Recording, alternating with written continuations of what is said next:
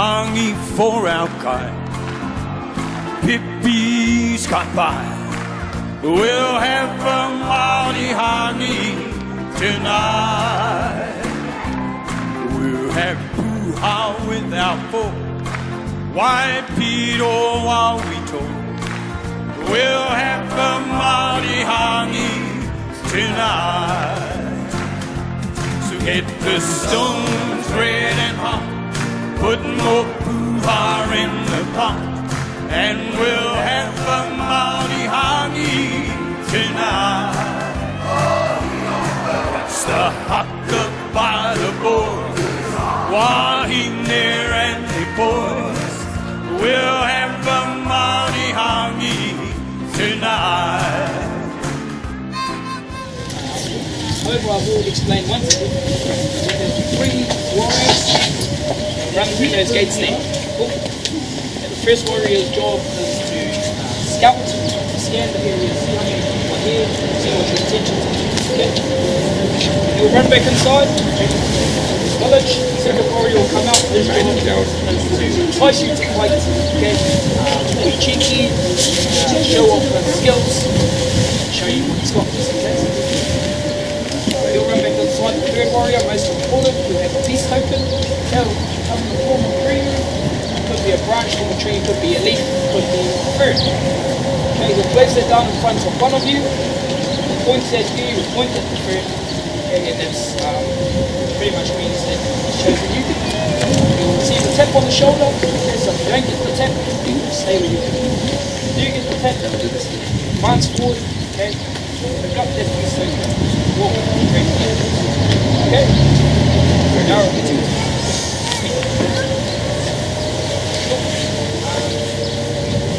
That smile, that laughs, that mimic the warriors in any way, shape or form, and you'll be fine. Okay, I'll be right there with you.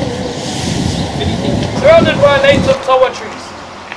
What you're about to witness is what we call the fourth video, the welcoming ceremony. During the ceremony, I do ask, there is to be no smiling, no laughing, and no mimicking the warriors in any way, shape or form.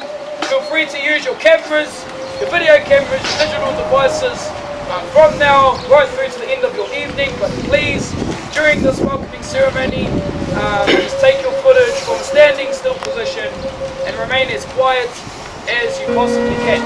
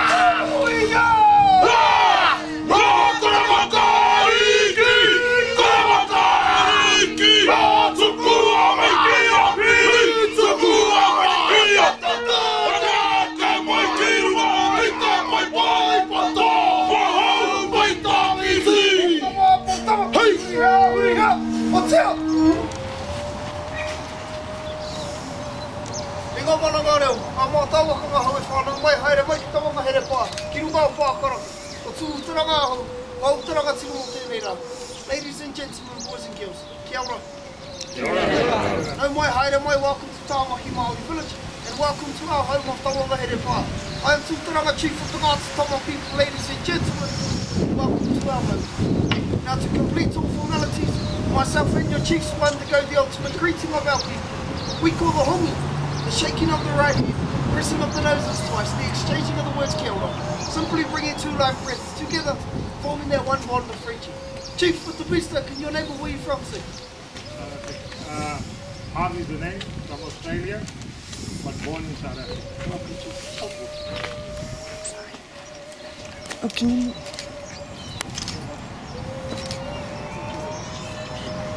Your name, where you from, Chief? Welcome. Take some pictures too. Did I get in your way? Yes. Good idea. Now you're in my way. Like Now, ladies and gentlemen, boys and girls, the completion of the hongi simply now means you can smile. You can now laugh, you can now relax, so the tense part is over, all formalities are now complete.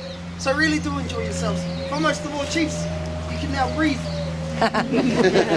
So my family are waiting on the other side of our Rotorua, our gateways, where they would love to entertain you and also educate you through some of the key aspects of our ancestors, so you understand our people and our culture just a little bit easier.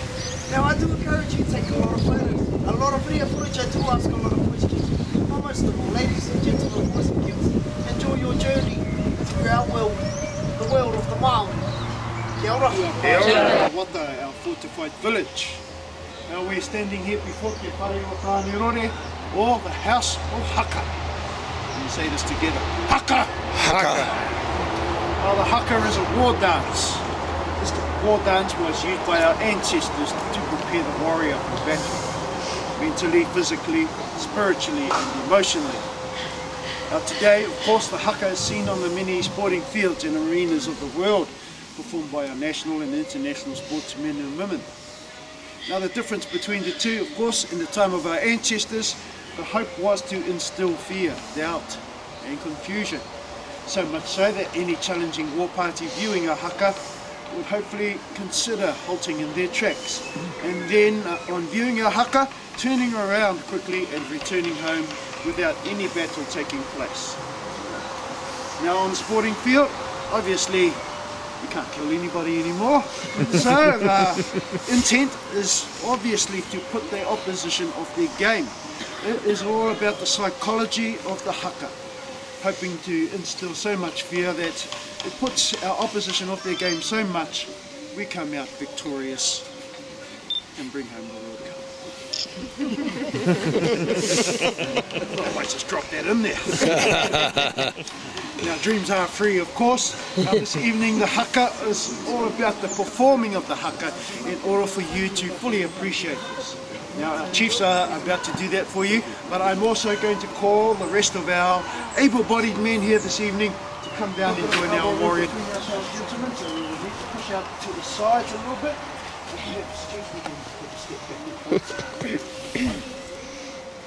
Alright folks, now with the haka, this requires some very simple commands and actions for our warriors to follow. But ladies, since you are viewing this, I'm going to give you the job of capturing this historic moment with your digital devices. Our warriors will need some way of viewing themselves on YouTube this evening.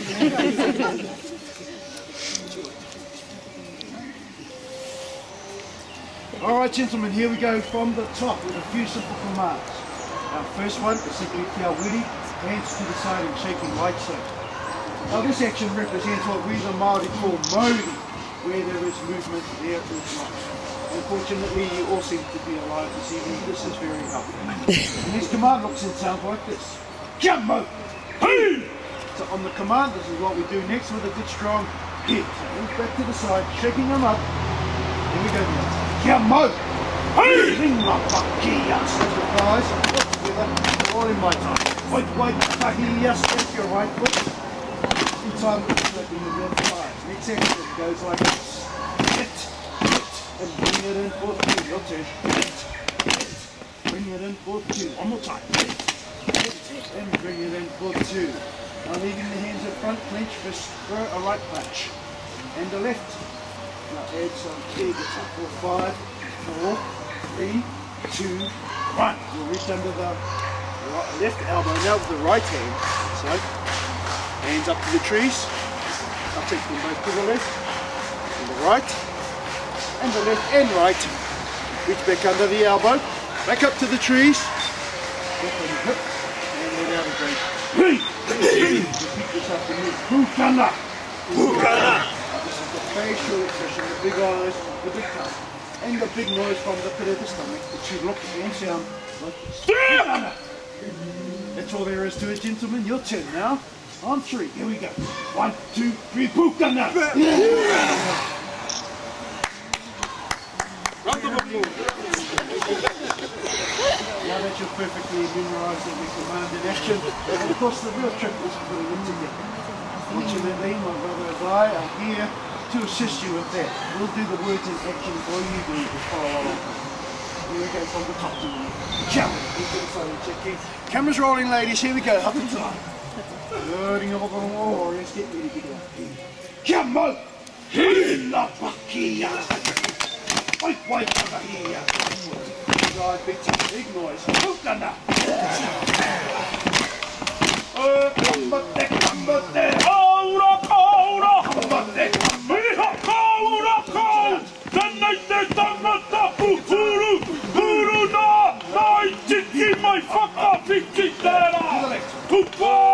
Right! Left and right! Pukana! Round of applause, ladies and gentlemen. Delighting sound and rhythm, depicting flawed birds and insects in flight. Traditionally, the poi was utilised by our warriors as a training tool to help supple the wrist, strengthen the forearm for the manipulation of our handheld weapons. However, as you can see today, the ladies have taken over the art form, adding style, grace and of course beauty, bringing more life to the words that we see. We have 3 extra poi with us today. We are looking for 3 lovely lady volunteers to step on down now. Learn a simple short poi dance. It's not hard, ladies, so don't be scared. Go for it. 1, 2, 1 more, 3, 8. Forming into a line down the bottom here, ladies.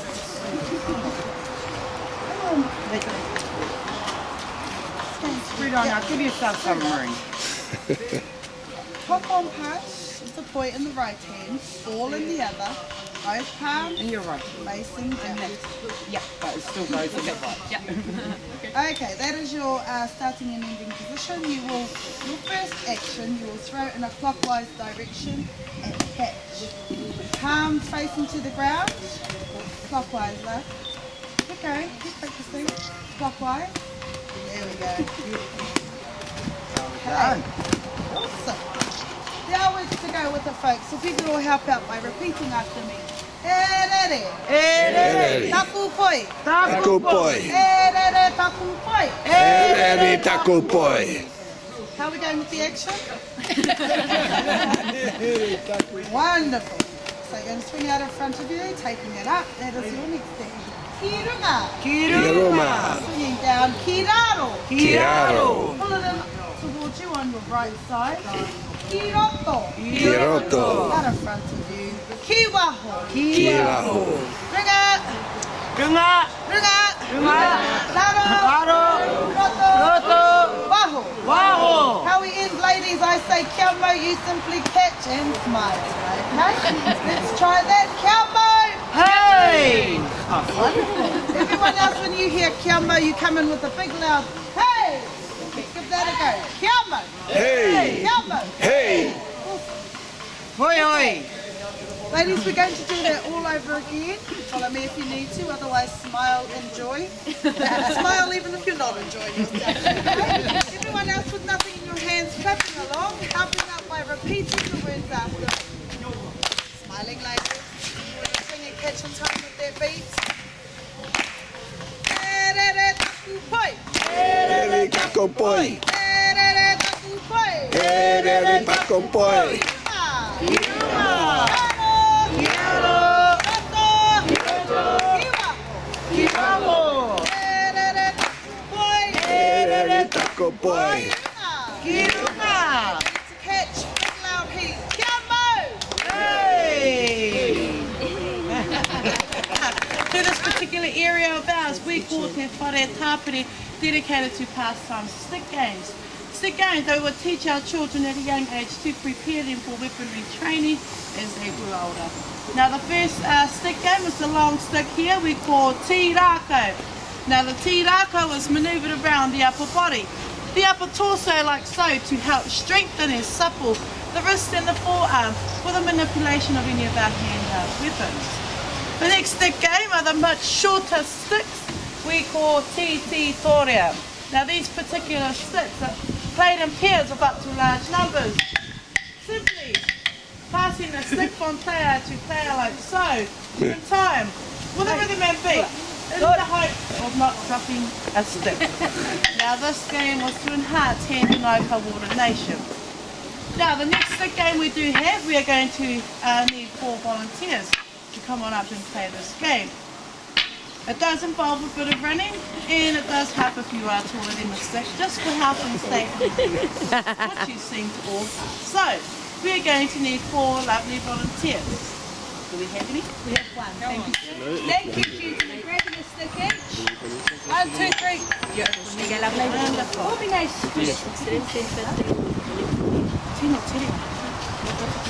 Alright, now in order to play this game, folks, you need to know 2 words in our language, which is Maori and Mato.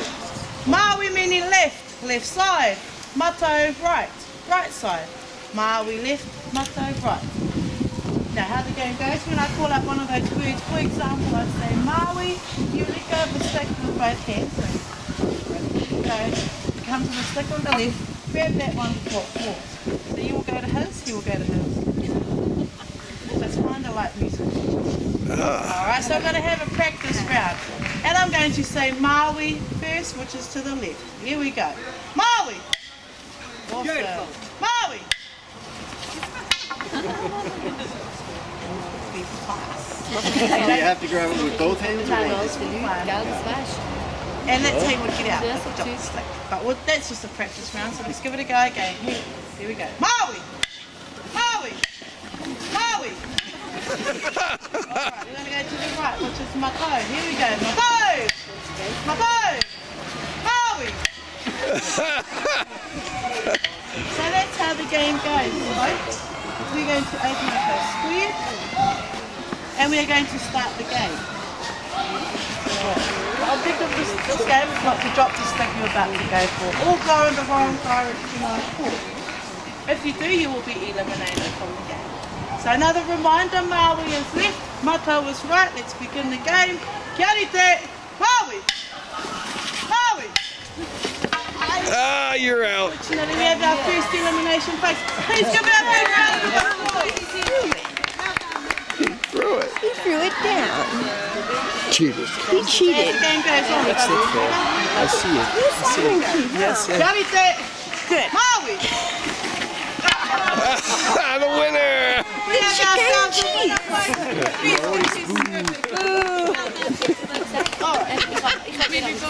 part of the village we call Te Whare Tāpura, and I'm going to share with you a little bit about this plant here, known to the Maori as harakeke. You may know it as New Zealand flax. The botanical name is Phorium tenax. Okay, very important resource for our ancestors. They used it to help feed, clothe and shelter themselves. Found within the plant is a fibre. This is the fibre here we call muka, which is used to make rope or twine. So our ancestors used the rope to bind their homes and palisades, to make lots of traps to hunt and gather food. And the base of many of our garments, similar to this here, this is only a synthetic form of what the authentic cloaks look like. The reason being is they were made up with the feathers of our native birds, which are protected nowadays. We can't replace the feathers, so those authentic cloaks are what we call kaunga, which is treasure. They're only worn on special occasions nowadays, like weddings, graduations, also seen at funerals, where the families would drape the cloak over the top of the casket of their loved one. We have around 55 varieties of the plant grown wild throughout our country. 5% contain a very good strong fibre. The the other 95% didn't have a strong fibre, so those varieties were used for weaving. Our ancestors wove lots of mats that we use for bedding, to adorn the houses, baskets. I've got a couple of samples here we call kepe. Now this is the smallest size made in the past, used for holding things like food, berries, the kumara, which is your sweet potato, and also shellfish. Now these ones here, made in more recent times, our ancestors would have considered this size a waste of resource, simply because they depended on the plant, but see we don't, so that's why we can afford to make the smaller ones. This one here is what we call the rodo, basically a dinner bowl, okay, and we also have the bigger sizes as well. Hanging behind me, if you undergarments, we call this pew-pew, which means to sway, a dancing skirt worn around the waist by both the men and women. This is quite an old one. As you can see, there's lots of gaps in there, lots missing. This one we call the heke, which is the cape worn around the shoulders. The plant is also waterproof, so they would use a cape, the base of fibre, and attach to that lots of tags. Now the tags would be a little bit shorter than that, not as wide, and they would have layers and layers of these tags. Quite thick, not the most glamorous thing to look at, but it did do the job. The last one here we call maro. Maro worn around the waist by our men. When they went to battle, they would only do something like this. It's quite easy for the enemy to grab them if they were wearing something like this on the gun. So with this, they say it's worn to protect the family jewels. Again, kia ora and welcome into our beautiful village. Now welcome down to this house here, ladies and gentlemen, where this house is dedicated to the fundamentals of warfare for my people. Now this weapon that I am holding, ladies and gentlemen, this is known as a taiaha. Now the taiaha is a very special and unique weapon to any individual warrior, as it represents an ancestor to the warrior. And also the taiaha is the most preferred weapon out on the open battlefield. Now, taiaha is never made to be thrown, folks, because you throw away your ancestor and then you leave your self-defense. It's not a very good idea.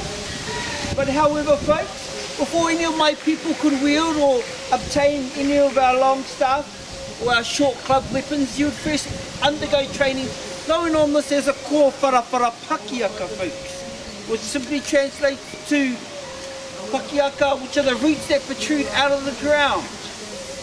Now the kōwhara, ladies and gentlemen, is simply the branches that fall down.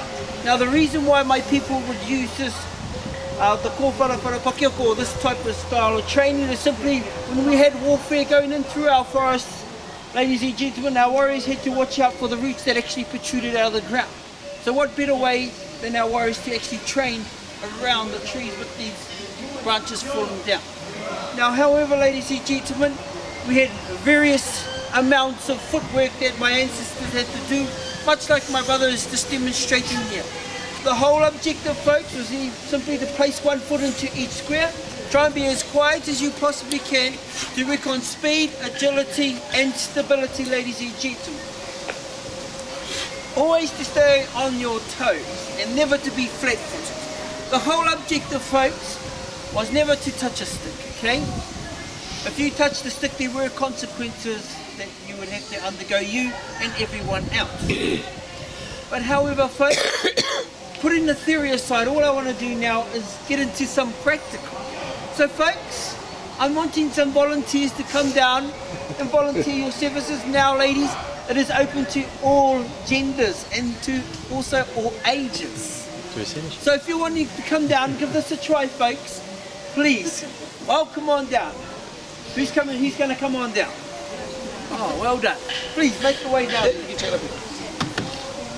Now, have we got any ladies who would like to have a turn as well? Gentlemen, if you still want to come down, please. Well done. Come down over here. Well, we have two gentlemen. That is, oh, three. There we go. Come on. Well, gentlemen. And four. And four. Well, what we're going to do, gentlemen, is we're going to have our beautiful lady come to the front. We're going to have one line up behind each other. Now you're going to listen to every command that I say. So every command that I say, that is what you will do. Place your hands upon your hips. Well done. Now you got to listen to every command. Now what I want you to do is just follow me. Whatever I do, you do. As soon as I go, you come. Go. Come, come.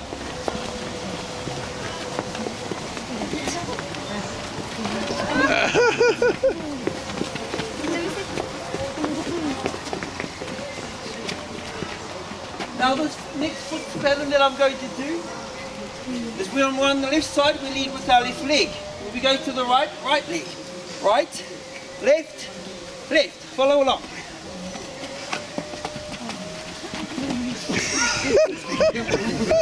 No idea. Something like that. We call tamoko. Now this here is like your resume or your CV. In olden days we had no written language nor textbooks to help preserve our stories, our history and our genealogy. We preserve them through song and dance, monotonal chants, but especially into carving and also to the facial markings. Okay? All the houses that you see in our village, they are not religious, but they do depict an ancestor. Now, all the houses that you see elevated off the ground, okay, those are our storehouses. So this is our storehouse. However, on many of our houses, you'll see the head like so. This here is known as the kōruru, the head of the ancestor. The two boards going down both sides are his outstretched arms, ngā maihi, so he's standing in this manner here, in a welcoming manner. Leading down here to his fingertips with a manaia on the end. Okay, as you can see, 3 fingers there, ngā raparapa, they represent life cycle, birth, life and death. On some houses you'll see the 4th finger, that is life after death. Now to carve into wood in days of old, we would use obsidian rock, or especially into pounamu or greenstone. Okay, the master carver would use his body weight in order to help out and to carve through the wood. Okay, just keep in mind this is our storehouse. Okay, but the principle is the same on our larger houses as well. Okay, now our ancestors transferred the carving process onto skin, onto your face. When your face is fully tattooed, that is known as mataora, or the living face. This is like your resume or your CV. This can tell someone what status you hold within the tribe and also what skills and attributes that you obtain. When you see a warrior or warriors with their forehead tattooed or from the eyelids up, that there is dedicated towards the spiritual realm, those that can navigate with the stars. Sometimes you'll get certain symbols of those who were exponents of this particular area here, the house of warfare. Okay, placed upon your forehead, so whilst you're out in battle, it is those people who have passed that will keep you mentally and spiritually sane. Okay, when you see the designs from the eyelids down, dedicated towards the physical realm, the things we can touch, see and do. Left side dedicated towards your mother's side, right side dedicated towards your father's side. Sometimes it looks symmetrical, but all it takes is a widening gap or an extra line just to differ it from the other. And this here is the tool that they would use. Albatross wing bone fastened to a stick. Now the tapping sound like so is the ta, the moko, your identity. Okay, so it's done in the tapping motion. So you had various chisels used. The first chisel is used to split the skin open. The second chisel is used to put the black pigment inside the skin. Now the black pigment made from vegetable caterpillar, we call it awhito, soot from the fire for colouring, okay, and shark liver oil to help create a paste. Okay, and you place them inside the skin. Your skin will then naturally heal and then you reopen it. So it's an open heal process, open the skin, let it heal, reopen it, and it should heal and feel like the grooves in our carvings. Okay, now in days of old, when the missionaries arrived here in around 1814, okay, they deemed this process to be barbaric. Okay, so they said they banned it to be performed again. So our people got famous portrait painters like Lindau and Goldie to help paint portraits of our ancestors who were fully tattooed, so that that design will always be preserved and protected. Also too, that this art is a reviving art, okay, within the last 10 years or so. Okay, so this process here.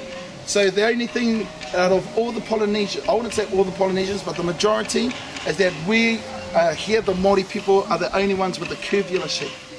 Okay, and it's very difficult, especially when you've got a flat edge. Okay, so you've got to use various chisels. So it's a skill in itself. Okay, now when you got your markings onto your face, you can also get it placed upon your body.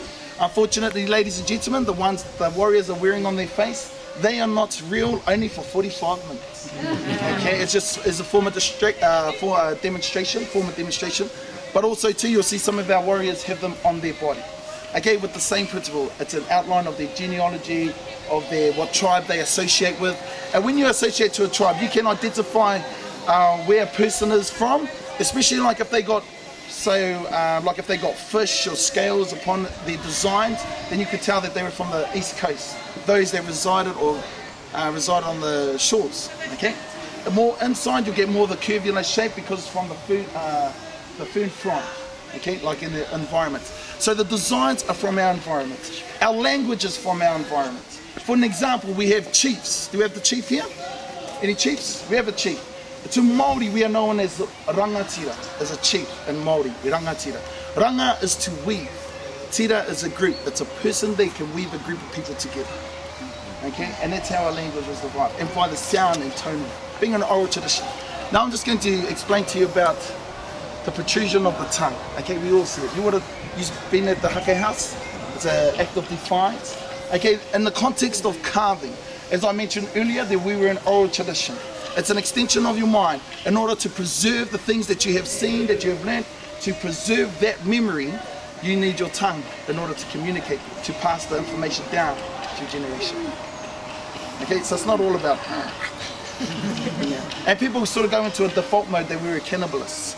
And yes, I could probably put it out there, but it wasn't something we were like zombies. We all go, oh, we're hungry, we're going to eat it up. Okay, it's nothing like that at all. There was a process that you had to go through a ceremonial process. Okay, but that there is another story. And like that stack of plywood, heating up those rocks till they're white hot, and let the rocks fall inside the pit, remove the ash that's fallen in. Placing your first baskets of food down. Now obviously your meats are going to take the longest to cook. That must be the first tray going inside the pit. Closest to the rocks, on top will be your vegetables.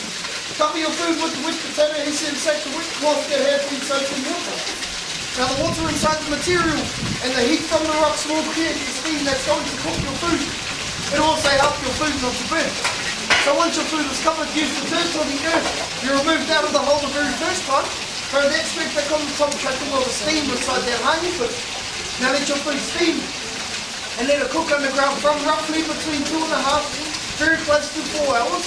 And hopefully by the time you uplift your honey meal, by the time you pull your food out of the ground, hopefully it should look a little something like this. So it's a great way for catering for large occasions. 21st birthdays, 50th weddings, Christmas, New Year's, special occasions like those, folks. Try this method, it may help you out. Now your food that was steamed in our hangi pit was cooked and steamed in its own juices, its own oils, its own fats, so nothing has been added to your meal. We'll leave that entirely up to you when you're about to dig into it, so it's a healthy way to cook.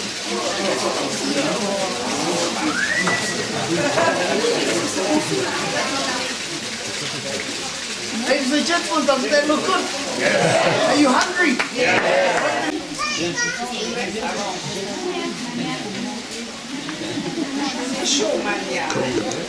Very nice. Kia ora. Kia ora.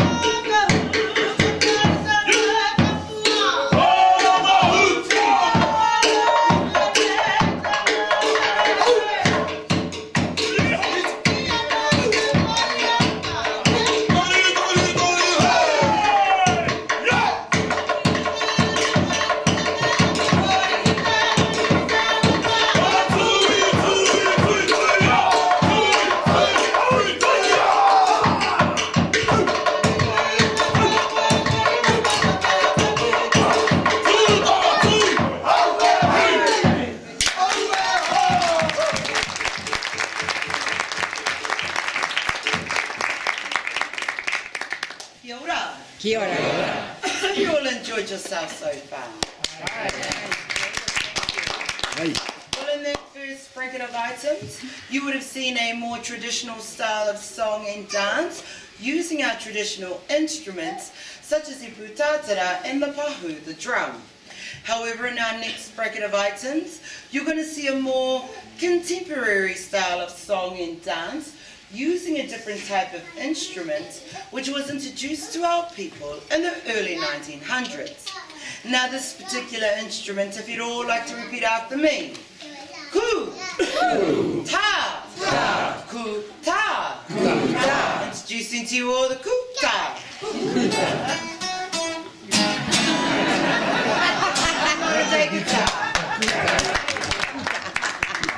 Now, along with the guitar, you'll also see things like our poi. The poi you would have seen earlier on out there in our village, where you'll also see our ladies performing the double and quadruple long poi. Now, when you see all four poi in flight, they depict the wing patterns of one of New Zealand's rare white herons. You would have also noticed the section here we call is the wiri.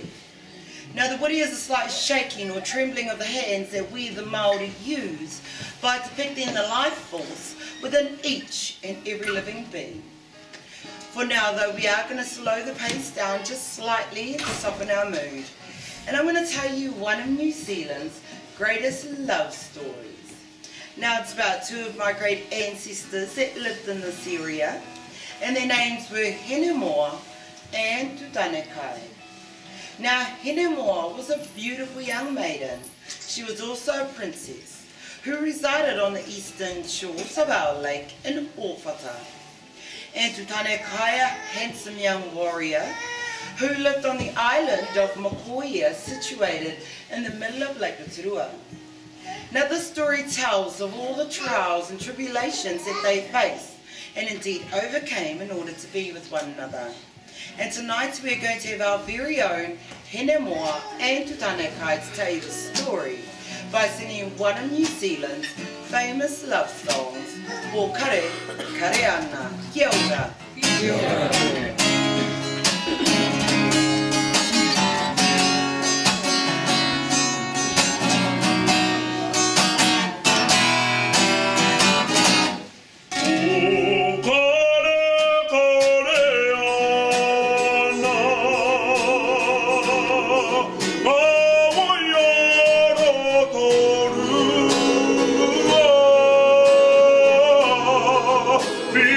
Rotorua,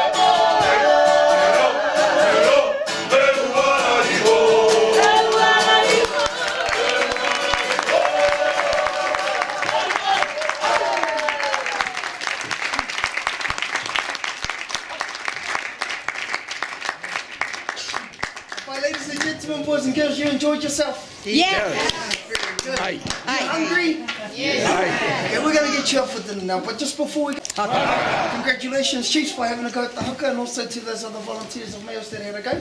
We're going to showcase to you our haka. So this is the aggressive side. You will witness the pūkana, the whetero, which is the bulging of the eyes, protrusion of the tongue, and the ugly sounds coming from the pit of the stomach. Now our ancestors used this facial gesture act of defiance to intimidate the enemy, but more so in times of warfare used to let the enemy know that if I get my hands on you soon, you may end up in here. But sad to say, folks, the haka we are about to present will be our final item that we have to share with you. So hopefully you have captured something about our people, our ancestors and our culture. Take it home, share it with your loved ones. Encourage them to come to our beautiful country of Aotearoa, New Zealand, to our lovely city of Rotorua, but more importantly right here to Taumaki Maori village, to meet the rest of our family. Ladies and gentlemen, travel safely throughout our country. Do enjoy your meal. I'll leave you with a few words in our native language. Kia ora te marino, kia whakapopopona mu te moana, kia te re te ka rohirohi, ki mo ia koutou marahi. Translated, may the calm be widespread. The seas glisten like our greenstone, and the Shamosa will forever dance across each and every one of your pathways until we next meet again. So do travel safely, ladies and gentlemen. But no matter where you go, don't forget to use those two beautiful words. Kia ora. Kia ora.